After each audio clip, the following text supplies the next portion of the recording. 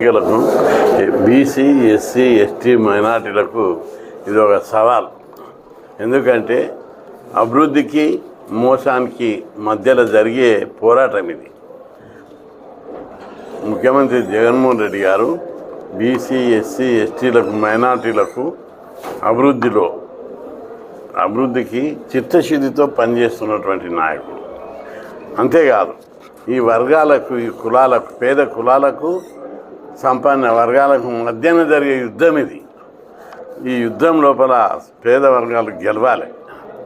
పేద వర్గాలకు ముఖ్యమంత్రి జగన్మోహన్ రెడ్డి గారు అధికారంలో, సంపదలో, బడ్జెట్లో, గౌరవంలో సమాన జనాభా ప్రకారం జనాభాకు మించిన వాటా ఇస్తున్నాడు.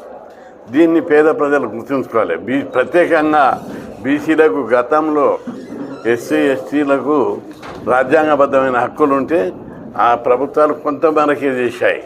కానీ ముఖ్యమంత్రి జగన్మోహన్ రెడ్డి గారు అన్నిట్లోపల బీసీలకు ప్రత్యేకంగా రాజ్యాంగబద్ధమైన హక్కులు లేకున్నా వాళ్ళకు వాళ్ళ జనాభాకు మించిన ప్రాతినిధ్యాన్ని ఆయన కల్పిస్తున్నాడు. మెయిన్గా అధికారంలో మనం చూసినట్లయితే రాజ్యసభలో చంద్రబాబు నాయుడు ఒక్కరికి కూడా ఇవ్వలేదని 5 ఏళ్ళ అధికారం లోపల. అంత సంపన్నులకు, కోటీశ్వరులకు, మల్టీ నేషనల్ కంపెనీలకు చెందినటువంటి వారికి ఇచ్చారు. జగన్మోహన్ రెడ్డి గారు 9 ఉంటే 5, 4 బీసీలకు, 1 ఎస్సీలకు ఇచ్చి దేశానికే సవాల్ విసిరారు.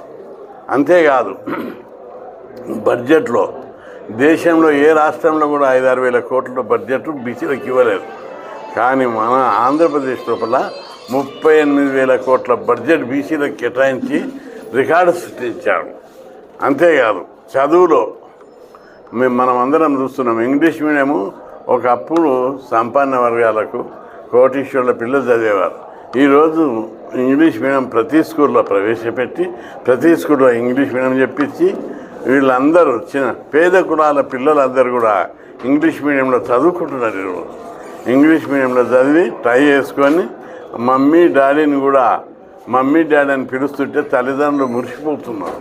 ఆ విధంగా ఒక వ్యవస్థ స్వరూపాన్నే మార్చేసాడు. పేద వర్గాలు ఇంటి ముంగటికి ఇంగ్లీష్ మీడియంను తీసుకొచ్చాడు. ఈరోజు ఇంగ్లీష్ అనేది అంతర్జాతీయ భాష. ఆ భాష ఇట్లా చదువుకుంటే ఎక్కడైనా జాబ్ చేయవచ్చు. ఇక్కడనే కాదు, అమెరికాకు పోవచ్చు, కెనడాకు పోవచ్చు, ఆస్ట్రేలియాకు పోవచ్చు. అన్ని దేశాలు తిరిగి ఆ దేశాల లోపల జాబులు పొందేటటువంటిది. ఈరోజు ఐటీ ఇన్ఫర్మేషన్ టెక్నాలజీ వచ్చిన తర్వాత ఇంగ్లీష్ మీడియం విద్య యొక్క ప్రాముఖ్యత పెరిగింది. ఈరోజు అమెరికాలో పోతే మన ఆంధ్రప్రదేశ్ వాళ్ళే ఎక్కువ ఉన్నారు. ఎక్కడ చూస్తే నమస్తే అని నాకు మొన్న అమెరికాకు పోయినప్పుడు కలిసి మీటింగ్ లోపల అక్కడ ఇంగ్లీష్ మీడియంలో చదివిన విద్యార్థులంతా ఇప్పుడు పెరుగుతున్నారు. ఇంకా కొన్ని రోజులు అయినాక మొత్తం అమెరికాలో మన ఆంధ్రప్రదేశ్ వాళ్ళే చేస్తారు, ఉద్యోగాలలో ఉంటారు. ఎందుకంటే అక్కడ మన వాళ్ళందరూ 5 లక్షలు, 10 లక్షలు, 20 లక్షల జాబులు చేసి ఆంధ్రప్రదేశ్ తల్లిదండ్రులకు పంపుతున్నారు. ఆంధ్రప్రదేశ్ ఒక 15 ఏళ్ళ తర్వాత దేశంలోనే నంబర్ 1 రాష్ట్రంగా ఉంటుంది. ఎందుకంటే చదువు ద్వారానే పేద కులాలు అభివృద్ధి చెందుతాయి. చదువు అది ఇంగ్లీష్ మీడియం చదువుతున్నారు. పైగా ఎప్పుడైతే పేద కులాలు చదువుకుంటారో వాళ్ళందరూ కలెక్టర్లు అవుతారు, డాక్టర్లు అవుతారు, ఇంజనీర్లు అవుతారు, ఆఫీసర్లు అవుతారు. ఆ తర్వాత పెద్ద పెద్ద కంపెనీల్లో ఉద్యోగాలు చేస్తారు. అలా కుటుంబం లోపల ఆదాయం పెరుగుతుంది. అలా కుటుంబం యొక్క ఉద్యోగాల ద్వారా ఆ కులాల యొక్క గౌరవం పెరుగుతుంది, అధికారం వస్తుంది. అధికారం ద్వారా కులాల గౌరవం పెరుగుతుంది. ఈ విధంగా ఆ కులాలు డెవలప్ అవుతున్నాయి. అంతేకాదు బీసీలున్న ప్రతి కులానికి కార్పొరేషన్ ఏర్పాటు చేశారు. ఆ కార్పొరేషన్ ద్వారా చైర్మన్లు, డైరెక్టర్లు, అధికార పదవులు పొంది, చైర్మన్ అంటే ఒక మంత్రితో సమానం. ఆ ప్రతి కులానికి ఒక చైర్మన్ ఇచ్చారు. ఈ విధంగా కులాల యొక్క గౌరవం పెరుగుతుంది. ఈ విషయాన్ని బీసీలందరూ గుర్తుపెట్టుకోవాలి. మంత్రి పదవుల లోపల ఉమ్మడి రాష్ట్రంలో నేను 50 ఏళ్ళ నుంచి బీసీల అభివృద్ధి కోసం పోరాడుతున్నాను. బీసీలు చదువుకోవాలి, బీసీల అధికారంలో వాటా పొందాలి, ఎమ్మెల్యేలు కావాలి, ఎంపీలు కావాలి, చైర్మన్లు కావాలని 50 ఏళ్ళ నుంచి పోరాడితేనే ఇక్కడ లోకల్ బాడీ సర్పంచులు, ఎంపీటీసీ, జడ్పీటీసీలో పదవులలో రిజర్వేషన్లు వచ్చాయి. ఈ 50 ఏళ్ళల్లో ఏ ముఖ్యమంత్రి కూడా మన రాష్ట్రంలో చెయ్యని విధంగా తెలుగుదేశం అంటే లోకల్ బాడీ పెట్టింది. లోకల్ బాడీ వాళ్ళ ప్రేమతోటి పెట్టలేదు. 80 నుంచి నేను కొట్లాడితే 86లో రిజర్వేషన్ల వ్యతిరేక ఉద్యమంలో అప్పుడు ఎన్టీ రామారావు గారు 20% పెట్టాడు. 20% పెడతాం, మాకు 50% ఉన్నామని మళ్ళీ కొట్లాడితే విజయభాస్కర్ రెడ్డి 93లో 34 పెంచాడు. సర్పంచులో కూడా పెట్టాడు. అప్పటిదాకా సర్పంచులు లేవు, ఎంపీటీసీ, జడ్పీటీసీ, మున్సిపాలిటీలు ఉండే. మున్సిపాలిటీది 20 నుంచి 34 పెంచి ఆ తర్వాత సర్పంచుల్లో 34 కొత్తగా పెట్టించాం. ఆ తర్వాత సుప్రీంకోర్టులో కొట్లాడినాం.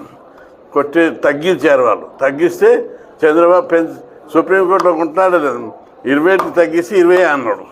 కానీ మేము కొట్లాడి మళ్ళీ కొట్లాడితే మన జగన్మోహన్ రెడ్డి గారి పీరియడ్ లోపల తగ్గించిన రిజర్వేషన్లకు పార్టీ పరంగా 45% ఇచ్చారు. అంతేకాదు ఇతర పదవుల లోపల కూడా 76 మంత్రుల లోపల ఉమ్మడి రాష్ట్రంలో కూడా 9% ఇవ్వలేదు. 9 మంది మంత్రి పదవి ఇవ్వలేదు.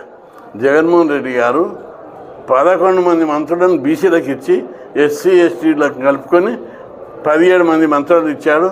4 డిప్యూటీ సీఎంలను ఇచ్చి చరిత్ర సృష్టించినటువంటి ఘనత జగన్మోహన్ రెడ్డిది. అధికారంలో, సంపదలో, బడ్జెట్లో, గౌరవంలో ఈ కులాలను పెంచినటువంటి జగన్మోహన్ రెడ్డిని మరింత బలోపేతం చేయవలసిన బాధ్యత. ఆయన మెజార్టీతో గెలుస్తున్నాడు. సర్వేలు అన్నీ కూడా చెప్తున్నాయి.